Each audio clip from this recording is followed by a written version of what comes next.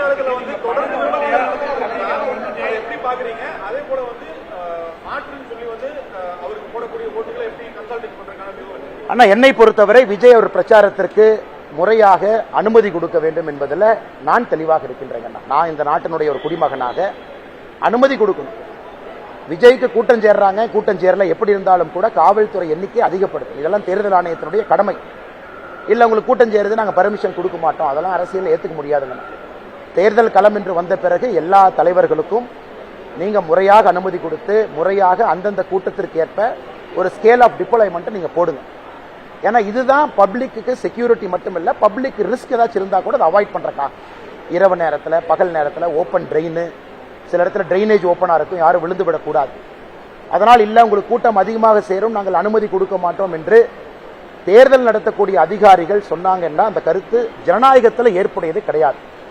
நீங்க scale of deployment அதிகப்படுத்தி பொதுமக்களுக்கு பாதுகாப்பு கொடுத்து தலைவர்களுக்கு பேசுவதற்கு அந்த கேப்பை ஏற்படுத்தி கொடுங்க. அதனால இந்த விஷயத்துல தமிழக வெற்றி கழகத்தினுடைய தலைவர் திரு விஜய் அவர்கள் தமிழகத்தில் அனுமதி கோரும் பொழுது அதை எலெக்ஷன் கமிஷன் கொடுக்கணும். கொடுக்கலனா இன்னைக்கு இவங்க எல்லாம் பேச ஆரம்பிச்சிட்டாங்க.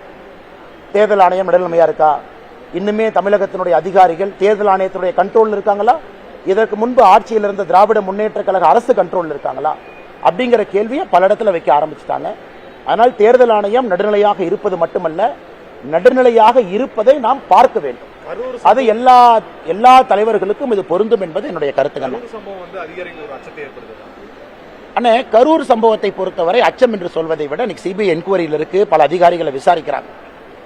ஆனா ஒன்று, விஜயோட கட்சி உங்களுக்கு அனுமதி கேட்கறாங்கன்னா வாலண்டியர்ஸை கொடுக்க சொல்லுங்க, இவ்வளவு வாலண்டியர்ஸ் நம்பர் மென்ஷன் பண்ணுங்க, காவல்துறையினுடைய எண்ணிக்கையை அதிகப்படுத்துங்க. ஏன்னா ஜனநாயகத்தில் பேசுவதற்கு எல்லோருக்கும் உரிமை இருக்கு. வாலண்டியரா போய் கேட்க போறவங்களுக்கு உரிமை இருக்கு. நான் வாலண்டியரா போய் கேட்பேன் பாப்பேன். இருவருக்கு இடையில ஒரு ஹானஸ்ட் புரோக்கராக இருக்க வேண்டியது அரசு. ஆனா தொடர்ந்து சில இடத்துல பர்மிஷன் கேன்சல் ஆகுவதும் கூட நல்ல போக்கு இல்ல. எலெக்ஷன் கமிஷன் என்ன சொல்றாங்க, 48 மணி நேரத்துக்கு முன்னாடி அனுமதி கேளு. அதான் எலெக்ஷன் கமிஷனோட இது. 48 ஹவர்ஸ்க்கு முன்னாடி நீங்க இசிஐ ஆப்ல அனுமதி கடிதம் போட்டா கூட பர்மிஷன் கொடுக்க வேண்டிய தேர்தல் ஆணையத்துடைய பொறுப்பு. அதனால் தேர்தல் ஆணையம் நடுநிலைமையாக இருப்பது மட்டுமல்ல, இட் ஷுட் அப்பியர் ஹானஸ்ட். நடுநிலைமையாக இருப்பதை நம்ம பார்க்கணும். அதே நேரத்தில் எத்தனை இடத்துல திராவிட முன்னேற்ற கழகத்தினுடைய தலைவர்கள் தொண்டர்கள் பரிசு பொருளை ரைட் ராயலா இங்கே எங்கே கொண்டு போயிட்டு இருக்கிறாங்க, அதையும் பிடிக்கணும். அப்பாவி பொதுமக்களுடைய பணம் தான் மாட்டுதோ தவிர அரசியல் கட்சிகள் அவர்களுடைய தலைவர்கள் தொண்டர்களுடைய பணம் மாட்டுவதா தெரியல. அதையும் மக்கள் கண்கூடா பார்க்கணும். இந்த கடைசி 5 நாளில் இலவசத்தை அள்ளி தெளிப்பது, அதையும் தேர்தல் ஆணையம் நடவடிக்கை எடுக்கணும். இதெல்லாம் பார்த்தா தான் தமிழ்நாட்டில் ஒழுங்காக தேர்தல் நடத்தப்பட்டதுன்னு அப்பதான் சொல்ல முடியும். நேற்று அந்த நாமினேஷன் ஸ்க்ரூட்டனி அந்த ப்ராசஸ் பல இடத்துல நமக்கு மகிழ்ச்சி அளிக்கும் வகையில் இல்லை, பல இடத்துல நேர்மையாக அது இல்லை. அதெல்லாம் தேர்தல் ஆணையம் நேரடியாக தலையிட்டு சம்பந்தப்பட்ட அதிகாரிகள் யார் இருக்கிறாங்களோ அவங்கள்ட்ட தலையிட்டு நடவடிக்கை எடுக்கணும்.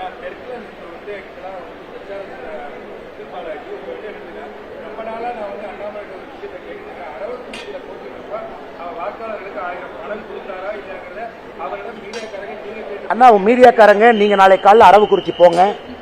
நீங்க போறதுக்கான பஸ் டிக்கெட்டோ நீங்க போறதுக்கான கார் செலவோ நான் கொடுக்கறேன். நீங்க அரவக்குறிச்சி மக்கள்கிட்டலாம் போய் பேசிட்டு அண்ணாமலை கொடுத்தாரான்னு போய் கேட்டுட்டு வாங்க, அண்ணாமலை என்கரேஜ் பண்ணாரான்னு கேட்டுவாங்க. நீ கேட்டு வந்த பிறகு ஏஎன்ஐ உங்களுக்கு நான் பதில் சொல்றேன். ஆனா பஸ் டிக்கெட் என்னோடது, ஏஎன்ஐக்கு நான் கொடுக்குற பஸ் டிக்கெட் என்னோடது. காலைல போயிட்டு அண்ணாமலை வந்து எங்கேயாவது கொடுத்தாரா, அண்ணாமலை ஆளுக லெப்ட் ரைட்ல வச்சுக்கிட்டு அண்ணாமலை போய் கொடுக்க சொன்னாரா? அதனாலதான் கோயம்புத்தூர்ல தெளிவாக நான் சொன்னேன், எனக்கு தெரியாம யாராவது கொடுத்தா கூட நான் உரிச்சு எடுத்துருவேன். எனக்கு தெரியாம கூட யாரும் கொடுக்க கூடாது. அரசியலை பொறுத்தவரை நான் ஒரு ஹானஸ்டியை கொண்டு வந்திருக்கேன். அது தமிழகத்தில் புதுசு, அது பல பேர்த்த உறுத்தி இருக்கு. இன்னைக்கு செந்தில் பாலாஜி மாதிரி ஆள் சொல்றதுல நீங்க ஏஎன்ஐல கேட்கிற அளவுக்கு வந்துட்டீங்க. ஒரு 1ஆம் நம்பர் புரோக்கர் ஜெயில 300 நாளைக்கு மேல இருந்தாரு. அவருடைய சொந்த தம்பி 1.5 வருஷம் அக்யூஸ்டா இருந்த ஒரு ஆள் இன்னைக்கு கரூர்லேயே பேசிட்டு இருக்கான். இந்த கேள்வி அவங்ககிட்ட கேட்கணும்ல. இதே ஏஎன்ஐ ஒரு நேர்மையான நடுநிலையான ஏஎன்ஐ பத்திரிகை நீங்க வேலை பார்த்தீங்கன்னா நீங்க செந்தில் பாலாஜி எப்படிப்பட்ட கேள்விகள் கேட்கணும்? ஏஎன்ஐ அப்படியே வெண்ண தடவை மாதிரி தடவை தானே கேட்டுட்டு இருக்கிறீங்க, வெண்ண தடவை மாதிரி கேட்கறீங்க. ஒரே நிமிஷம் அண்ணா, நீங்க கேட்ட கேள்விக்கு பதில் சொல்றதுக்கு எனக்கு உரிமை இருக்கு. தலைவா, நீங்க கேட்டீங்க, பதில் நான் சொல்றேன், நீங்க கேட்கணும். பதில் கொஞ்சம் சுடும், பதில் கொஞ்சம் சுடும். ஏஎன்ஐக்கு பதில் சுடும். நீங்க கேட்டீங்க, கேட்கறத பொறுமையா கேட்கணும். ஏன்னா நீங்க 5 நிமிஷமா தாண்டிக்கிட்டே இருந்தீங்க. 5 நிமிஷமா ஏஎன்ஐல தாண்டிட்டு இருந்தனால ஏஎன்ஐக்கு அந்த பதில கேட்கிறேன். கரூர்ல போய் ஏஎன்ஐ செந்தில் பாலாஜி போடுற பட்டியை கவர் பண்ணீங்களா ஏஎன்ஐல ஸ்டோரி?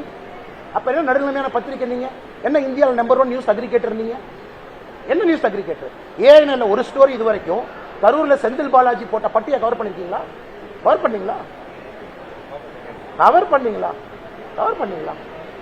தேங்க்யூ அண்ணா.